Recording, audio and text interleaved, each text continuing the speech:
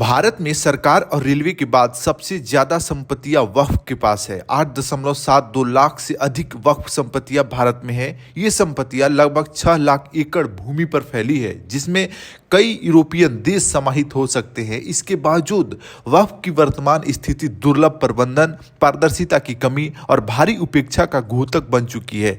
वक्फ की संपत्तियां यदि सही ढंग से प्रबंधित की जाए तो 20,000 प्लस करोड़ रुपए वार्षिक कमाई हो सकती है। इससे 1,000 प्लस स्कूल, कॉलेज, यूनिवर्सिटी, अस्पताल, हाउसिंग प्रोजेक्ट चलाई जा सकती है। तो आज हम वक्फ बिल के पुराने और नए नियम को समझेंगे, इसमें भ्रष्टाचार और चुनौतियों को समझेंगे कि इसका क्या समाधान हो सकता है, क्या यह संशोधन सही है या गलत है। इस विश्लेषण में सब कुछ साफ हो जाएगा। वक्फ एक इस्लामिक धार्मिक सामाजिक व्यवस्था है जिसके अंतर्गत लोग अपनी संपत्ति, जिसमें जमीन, भवन, धन आदि को धार्मिक, परोपकारी या सामाजिक कार्यों के लिए अस्थायी रूप से समर्पित कर देते हैं, जिसके बाद यह संपत्ति निजी नहीं रहती बल्कि सार्वजनिक हित में प्रयुक्त होने लगती है, इस्तेमाल होने लगती है। अरबी में वक्फ का अर्थ है रोक देना या अस्थायी रूप से समर्पित कर देना। भारत के धार्मिक और सामाजिक आर्थिक ताने बाने में वक्फ एक ऐसा संस्थान है जो इतिहास, श्रद्धा और जन कल्याण से जुड़ा हुआ है। यह न केवल इस्लामी परंपरा में रचा बसा है बल्कि यह भारत का तीसरा सबसे बड़ा जमीनी संपत्ति का मालिक भी है। इसके बावजूद आज इसकी वर्तमान स्थिति में भ्रष्टाचार है, दुर्लभ प्रबंधन है, पारदर्शिता की कमी है, उपेक्षा है अलग अलग तरीके का, जिसका विश्लेषण आज हम करेंगे। वक्फ का उद्देश्य है जैसे धार्मिक उपयोग में मस्जिद, कब्रिस्तान, मदरसे आदि के लिए भूमि देना, सामाजिक कल्याण में स्कूल, अस्पताल, पुस्तकालय, अनाथालय, भोजनालय इत्यादि की व्यवस्था, गरीबों, विधवाओं, अनाथों और जरूरतमंदों की सहायता, शिक्षा और स्वास्थ्य सेवाओं का विस्तार करना। लेकिन वक्फ का मूल उद्देश्य अब विरोधाभास प्रतीत होने लगा है। कैसे? वक्फ की स्थापना सदियों पहले मुस्लिम समाज की भलाई के लिए की गई थी, स्कूल, अस्पताल, पुस्तकालय और चैरिटेबल संस्थान बनाने के लिए। लेकिन आज वही वक्फ एक ऐसे समुदाय की देखरेख कर रहा है जो शिक्षा, स्वास्थ्य और आर्थिक उन्नति के लिए संघर्ष कर रहा है। सोचिए, जिस समुदाय के विकास के लिए सालों पहले इस व्यवस्था का निर्माण किया गया, आज वही समुदाय संघर्ष कर रहा है शिक्षा के लिए, बेहतर स्वास्थ्य के लिए, आर्थिक उन्नति के लिए। तो ये तो विरोधाभास प्रतीत होता है वक्फ के मूल उद्देश्य से। तो यह एक विडंबना है कि इतनी बड़ी संपत्ति और विरासत के बावजूद वक्फ संस्था अपने मूल उद्देश्य को पूरा नहीं कर पा रही है। देखिए, हर संस्थाएं में, हर व्यवस्था में, सरकार में, देश में कुछ ना कुछ खामियां होती है। समय के साथ उसमें सुधार करना बहुत जरूरी होता है। तो भारत में वक्फ का इतिहास को पहले देख लेते हैं, उसके बाद अन्य समाधानों पे बात करेंगे। भारत में वक्फ की परंपरा मुगल काल से चली आ रही है। ब्रिटिश काल में वक्फ व्यवस्था को एक कानूनी स्वरूप मिला। स्वतंत्र भारत में वक्फ के प्रशासन के लिए वक्फ अधिनियम 1954, फिर वक्फ अधिनियम 1995 और समय समय पर संशोधन लाए गए। 2006 में सच्चर समिति ने वक्फ व्यवस्था की विफलताओं और संभावनाओं पर प्रकाश डाला। वक्फ की कानूनी स्थिति को देखें तो भारत में वक्फ एक कानूनी संस्था है जिसे केंद्र और राज्य स्तर पर वक्फ बोर्ड के माध्यम से संचालित किया जाता है। सेंट्रल वक्फ काउंसिल CWC इसकी निगरानी करता है। वक्फ की संपत्तियां न बेची जा सकती है, न दान की जा सकती है, केवल किराए पर दी जा सकती है। तो भारत में वक्फ संपत्तियों की स्थिति को देखें तो सरकार और रेलवे के बाद तीसरा सबसे बड़ा भूमि स्वामी है। 8.72 लाख से अधिक वक्फ संपत्तियां है। ये संपत्तियां लगभग 6 लाख एकड़ भूमि पर फैली हुई है। वर्तमान समस्याएं इसमें क्या क्या है, इसको अब समझते हैं। संपत्ति का दुरुपयोग है, करप्शन के मामले आते हैं, वक्फ संपत्तियों का कमीशन पर गलत लीज, अवैध बिक्री, अतिक्रमण होता है। कई वक्फ संपत्तियां गैर कानूनी रूप से बेची गई या अवैध कब्जे में चली गई। कहीं कहीं वक्फ अधिकारी स्वयं दलालों से मिले होते हैं। जवाबदेही की भारी कमी के कारण पारदर्शिता और नियमन का अभाव है। प्रबंधक द्वारा अपारदर्शिता और मनमानी प्रबंधन किया जाता है। कई वक्फ संपत्तियों का रिकॉर्ड ही अद्यतन नहीं है। राजनीतिक हस्तक्षेप और भ्रष्टाचार तो आम है। इसमें बेहद कम किराया लगता है। आंकड़े से समझिए। देखिए, आज भी कई संपत्तियां 1950 के दशक के किराए पर दी जा रही है, जैसे 100 से 500 रुपये प्रति माह, जबकि उसकी वास्तविक किराया 20,000 से अधिक हो सकता है। अब इससे क्या हो रहा है? राजस्व को भारी नुकसान हो रहा है। प्रशासनिक अक्षमता इसमें दिखती है। वक्फ बोर्डों में कर्मचारियों की कमी, राजनीतिक हस्तक्षेप और आंतरिक पारदर्शिता का अभाव है, जिससे बस कुछ लोगों को ज़्यादा से ज़्यादा फायदा हो रहा है। नियमित ऑडिट और संपत्ति का डिजिटल रिकॉर्ड ही नहीं है।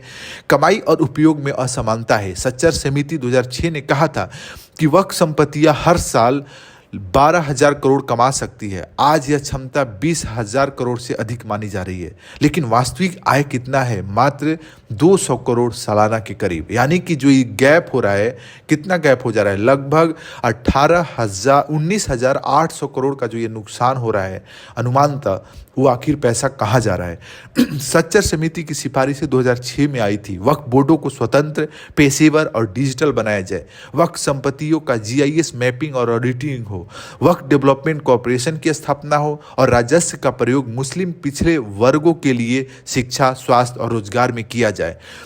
तो अब इसमें संशोधन क्या है? वक्फ संशोधन विधेयक 2024 उम्मीद सरकार द्वारा प्रस्तावित नया विधेयक है। उम्मीद unified Waqf management, empowerment, efficiency and development bill 2024, जिसके प्रमुख बिंदु को देखें तो वक्फ बोर्डों में पारदर्शिता और जवाबदेही सुनिश्चित करना है, प्रबंधन में पेशेवर दक्षता लाना है, किराया प्रणाली का अद्यतन करना है, संपत्तियों को डिजिटल मैपिंग और रिकॉर्डिंग करना, राजस्व का समुदाय कल्याण में उपयोग करना।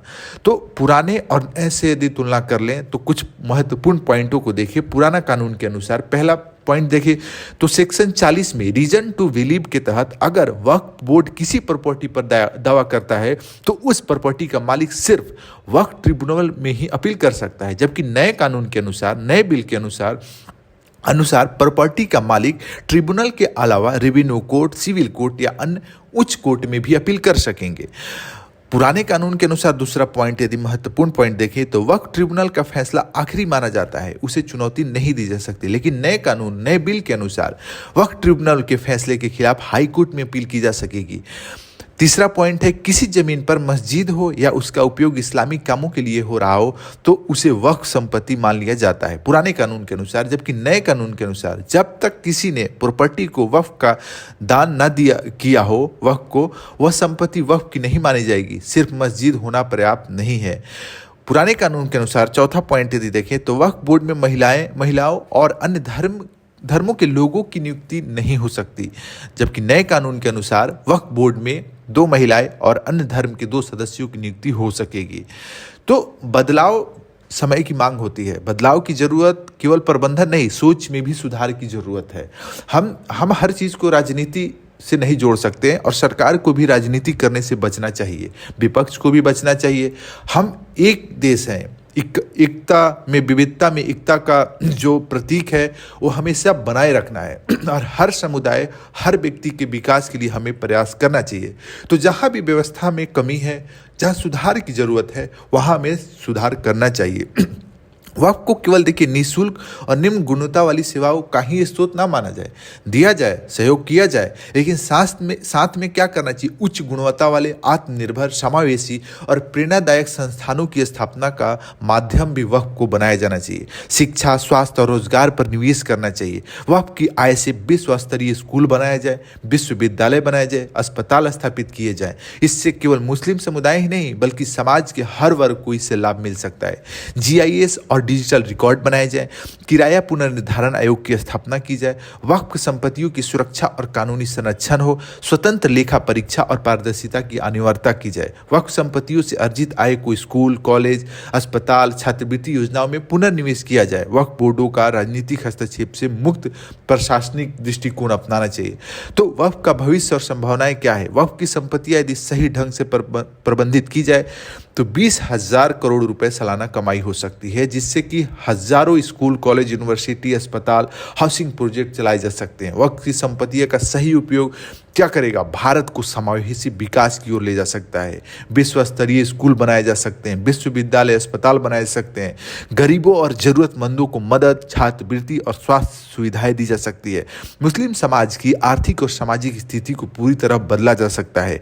तो कंक्लूजन में हम कह सकते हैं कि वक्फ में जागरूकता, पारदर्शिता और जिम्मेदारी की जरूरत है। वक्फ सिर्फ एक धार्मिक संस्थान नहीं है बल्कि यह भारत के मुस्लिम समुदाय के भविष्य को सशक्त बनाने का महत्वपूर्ण माध्यम बन सकती है। इसके पास संपत्ति, विरासत और उद्देश्य तीनों हैं। बस आवश्यकता है तो ईमानदारी, दक्षता और दूरदर्शिता का। अगर उम्मीद बिल और उसके बाद की व्यवस्थाएं सही दिशा में जाती है तो भारत में वक्फ न केवल मुस्लिम समुदाय को ऊपर उठाने का स्रोत बन सकता है बल्कि यह समावेशी और सामाजिक न्याय आधारित भारत के निर्माण में भी निर्णायक भूमिका निभा सकता है। आपका इस